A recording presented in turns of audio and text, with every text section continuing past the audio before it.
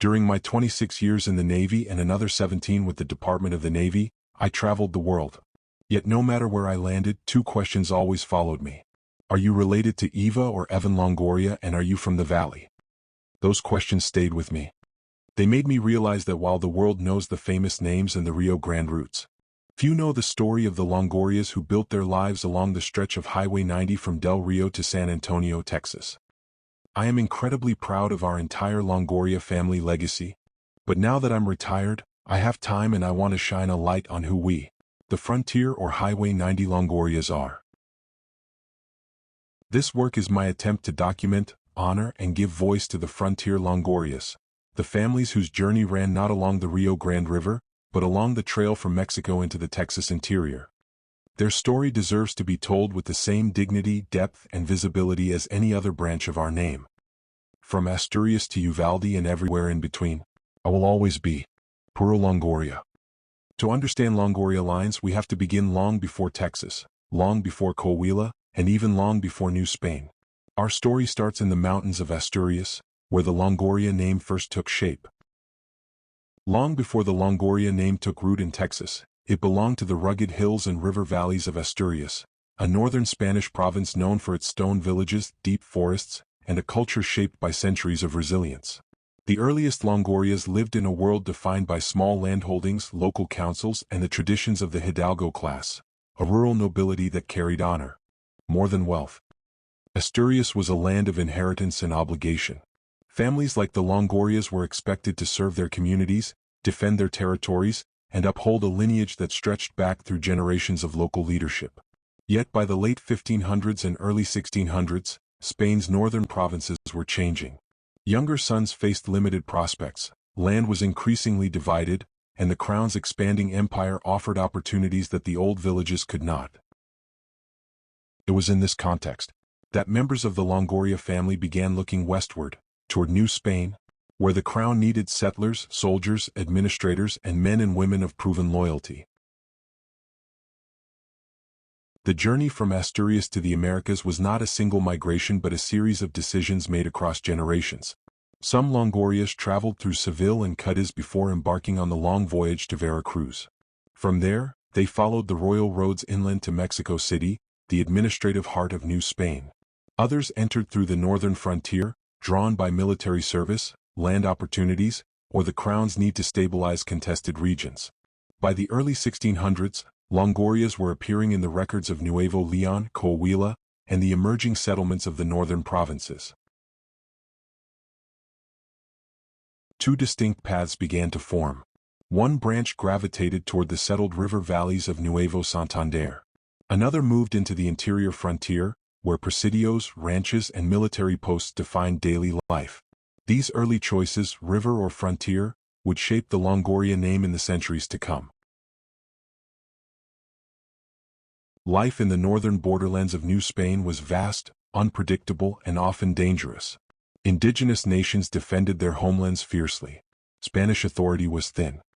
Survival depended on alliances, adaptability, and the ability to navigate a landscape where ranching, soldiering, and settlement blurred together. For the Longorias who settled in Nuevo Leon and Coahuila, this world demanded resilience.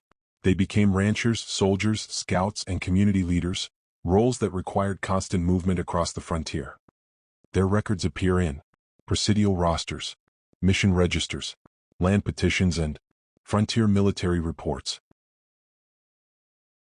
Meanwhile, another branch of the family gravitated toward the lower Rio Grande, where fertile land and crown-organized settlement offered stability. These families would later anchor the Escandón colonies of Camargo and Reynosa, forming the foundation of the Valley Longorias.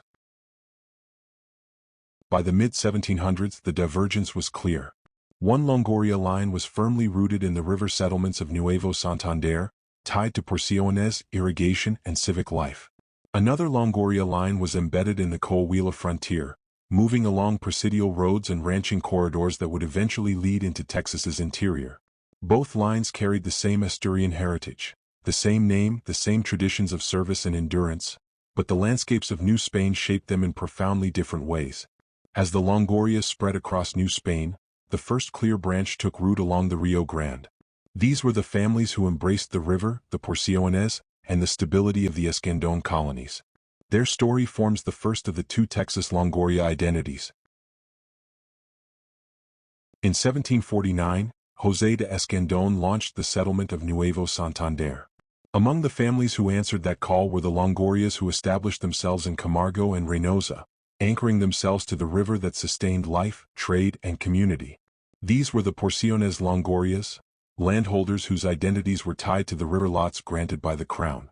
Their world revolved around irrigated fields and communal ranching, kinship networks that stretched from Camargo to Meyer, civic roles in early municipal life, a deep sense of rootedness to the Rio Grande. Generally, this is the Valley Longoria migration path. Camargo, 1749. Reynosa, 1749. Star County. Hidalgo County. Cameron County. Basic identity markers. Porciones-based land grants. Dense kin networks. Deep colonial roots. A strong presence in public archives. Along the Rio Grande, the Valley Longorias grew from the Porciones of the Escandón colonies, Camargo, Reynosa, and the ranching communities that followed. Their land grants created stability, records, and civic roles. Over generations, this visibility produced public figures such as Eva Longoria, Evan Longoria, and Felix Longoria, whose stories entered national memory. The lower Rio Grande Valley Longorias are deeply woven into the public narrative of Mexican-American heritage. Figures like Eva Longoria have amplified this lineage. Her family traces to the Porcion-holding Longorias of Camargo and Reynosa. To her credit, she's used this ancestry in documentaries and interviews about Tejano identity. That visibility naturally elevates the Valley branch in popular awareness. The Porcion system itself carries prestige. Those land grants are tangible, documented, and tied to the founding of the Escandón colonies, a cornerstone of Spanish Texas history. Families who can trace directly to a numbered Porcion, like Portion 94, often appear in academic and genealogical publications, museum exhibits, and state heritage registries. Because the Valley Longorias are associated with founding families and landed heritage, they often carry a sense of old Tejano nobility. The stability of the Valley Longoria branch creates public-facing descendants. Teachers, activists, politicians, entertainers, scholars, judges, mayors, and educators. In the valley, the Porciones created stability and a public platform. But not every Longoria followed the river. While one branch built a life on Porciones and irrigated fields, another moved into the rough interior of cactus, mesquite, and rattlesnakes, a world of presidios, ranches, and constant motion. This second branch, quieter in the archives but powerful in legacy, became the Frontier Longorias. The Frontier Longorias took shape far from the Porciones. From the mid-1700s through the 1800s, a branch of the Camargo Longorias moved westward into Meyer, Guerrero, the Coahuila interior, Piedras Negras, and the Eagle Pass corridor. This migration is well documented in Spanish colonial and Mexican frontier records. The migration continued to Del Rio, Brackettville, Fort Clark, Uvalde to San Antonio. While the valley was defined by the fertile silt of the Rio Grande, the frontier was defined by the Balcones Escarpment, the Edwards Plateau, and the high desert brush of the Trans-Pecos. Generally, this branch produced impact but not celebrity. They shaped the borderlands quietly through service and survival. The frontier branch does have notable figures, just not famous ones. Here are some of the types of people this branch produced. Indian War Scouts, ancestors Julian and Manuel Longoria. The Presidial Auxiliaries in Coahuila. Ranching patriarchs in Kinney, Uvalde, and Val Verde counties. The Mexican-American War and Civil War veterans. Fort Clark and Fort Duncan laborers, teamsters, and soldiers. These men were known locally, respected in their communities, but not necessarily nationally recognized, except Julian Longoria.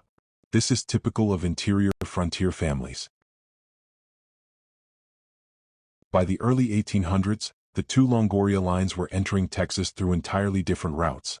The Escandón-era Longorias crossed into Texas through the lower Rio Grande, moving into Star County, Hidalgo County, and Cameron County.